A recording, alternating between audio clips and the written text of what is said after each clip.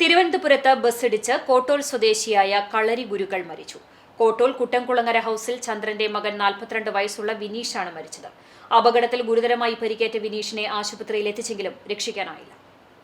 കരമന കളിയിക്കാവിള പാതയിൽ പാപ്പനംകോട് തുലവിളയ്ക്ക് സമീപത്ത് വെച്ച് റോഡ് മുറിച്ചു കടക്കുന്നതിനിടെ തമിഴ്നാട് ട്രാൻസ്പോർട്ട് ബസ്സിടിച്ചാണ് വിനീഷിന് ഗുരുതര പരിക്കേറ്റിരുന്നത്.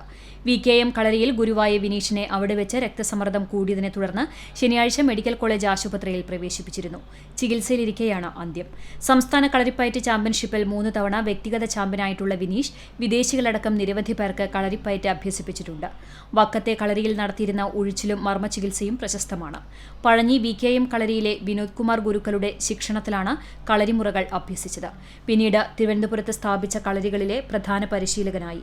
2010 ഡൽഹിയിൽ നടത്തിയ കോമൺവെൽത്ത് ഗെയിംസിൽ കളരിപ്പയറ്റ് പ്രദർശനം നടത്താൻ കേരളത്തിൽ നിന്നുപോയ 100 അഭ്യാസികളെ നയിച്ചത് വിനീഷായിരുന്നു.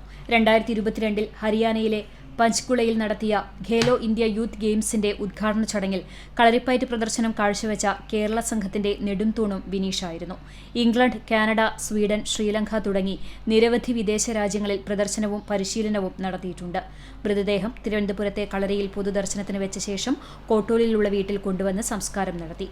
ദിവ്യയാണ് ഭാര്യ. ചന്ദ്രൻ പിതാവും ചന്ദ്ര മാതാവുമാണ്. CCTV news, Perumpilavu.